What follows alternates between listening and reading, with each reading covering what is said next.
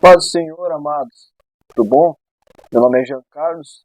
Estou aqui no canal Levando a Palavra para apresentar a vocês um estudo sobre as armaduras de Deus. E depois das armaduras, é claro, vai ter sobre a arma. Nós vamos nos concentrar na primeira armadura, que é o cinturão da verdade. Vai se encontrar em Efésios, capítulo 6, e o verso 14, que vai nos dizer assim: portanto, fiquem firmes, cingindo-se com a verdade.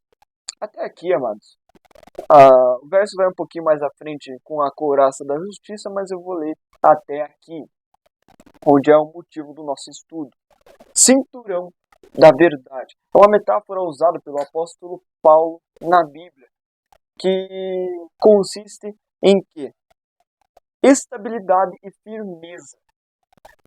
Quando o soldado romano colocava a sua armadura, ele tinha o cinturão como uma peça essencial. Isso significa o quê?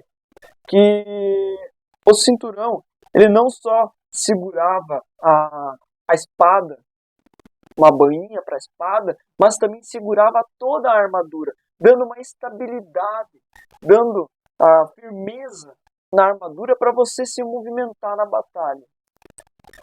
Então veja bem, amados, uma defesa contra a mentira.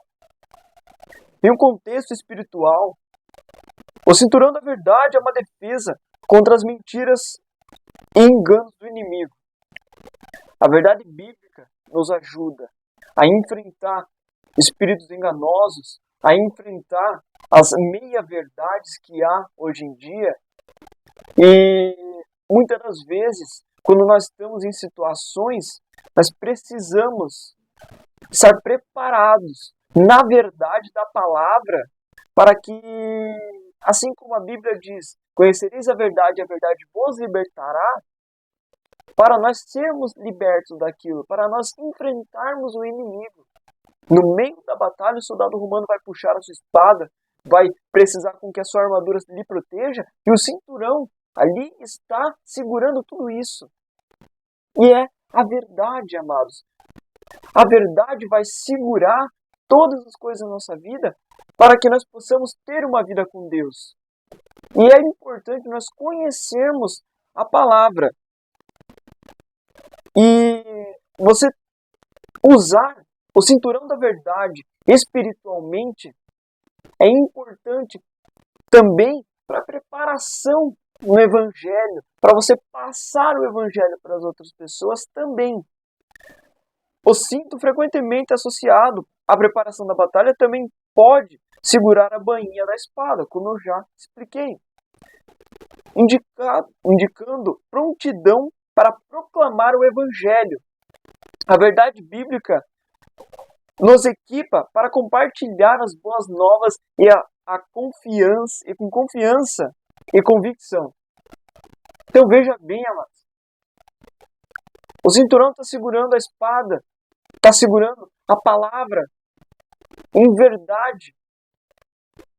E quando você vai batalhar, amados, você vai puxar a espada e vai atingir o inimigo.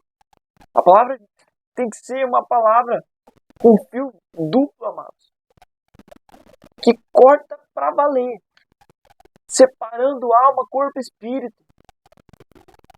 E é assim que tem que ser, amados. E é importante que nós tenhamos isso na nossa vida. E temos exemplos como de Abraão, de Moisés na nossa vida, exemplos mais antigos, ou até dos próprios discípulos de Jesus que tinham seus defeitos, mas que eles tinham algo em comum, tinham fé em Deus, tinham fé em Jesus Cristo, que era o Messias, que veio e se sacrificou para nos salvar. Deus, Jesus Cristo, nos justificou. E se a gente estiver de acordo com a palavra, ninguém pode dizer a você: porque você fez tal erro, tal coisa, e por causa disso Deus não vai te aceitar. Você tem que morrer no inferno. Isso não é verdade, amados. Jesus Cristo te justificou com o próprio sangue. Então levante desse fundo de poço que você está e tome consciência que está na hora de você ler a palavra e seguir isso. Seguir a verdade.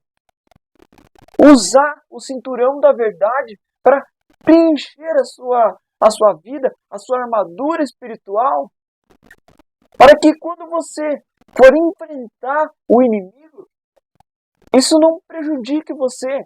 Porque você que está me assistindo, você acha que muitos pastores vão orar e saem de lá mais quebrado do que quando foi orar. É exatamente por causa disso, porque não usam o cinturão da verdade. Está aqui na Bíblia, irmão. É você usar o cinturão espiritualmente, estudar a palavra, e quanto mais você descobrir da verdade de Deus, mais você colocar isso em prática na sua vida. O cinturão da verdade é exatamente isso, é colocar a palavra de Deus em prática na sua vida e seguir isso. E quanto mais você fizer isso, mais isso vai te dar apoio nas suas batalhas, nas suas lutas. No mundo tereis aflições, mas não temas. Jesus Cristo venceu o mundo e nós também podemos vencer. Que Deus possa te abençoar, te dar vitória na batalha que você está passando, amado. E lembre-se, amado. Lembre que a palavra de Deus é tudo na nossa vida. E que nós temos que entregar nossa vida, nosso corpo, a nossa alma para Deus. 100% para Deus. A Bíblia diz, se você crer e se for batizado, será salvo. Mas se você não crer, você será condenado.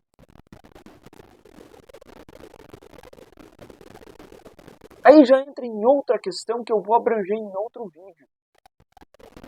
Mas fica um alerta para todo mundo, seja você pastor, padre, bispo, sei lá o que.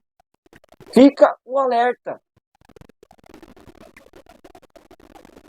Não adianta você falar para a pessoa se batizar, para a pessoa insistir que a pessoa se batize, se ela não conheceu a palavra, se ela não conheceu, não teve uma experiência com Deus, se você não ajudou ela, se você não levou o evangelho para ela, não adianta.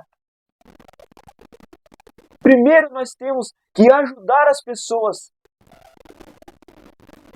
que mostrar que o nosso Deus é um Deus misericordioso, um Deus de cura, de milagre, de libertação. E como consequência de tudo isso, nós precisamos deixar o Espírito Santo trabalhar na pessoa e ela vai ter a vontade de se batizar.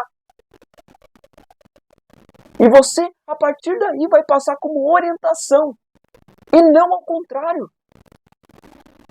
E não é fazer o processo inverso. Tenha isso em mente. Não é você forçando a pessoa a se batizar que ela vai querer se batizar. Dê o exemplo na sua própria vida. Dê o exemplo na sua própria igreja. Ensine os da sua própria igreja a fazer isso. E você pode perceber que muitas pessoas vão olhar para os irmãos da sua igreja e vão perceber que Deus está fazendo um milagre na vida deles. Deus está mudando a vida deles. A fé de muitos está morrendo, está dormindo.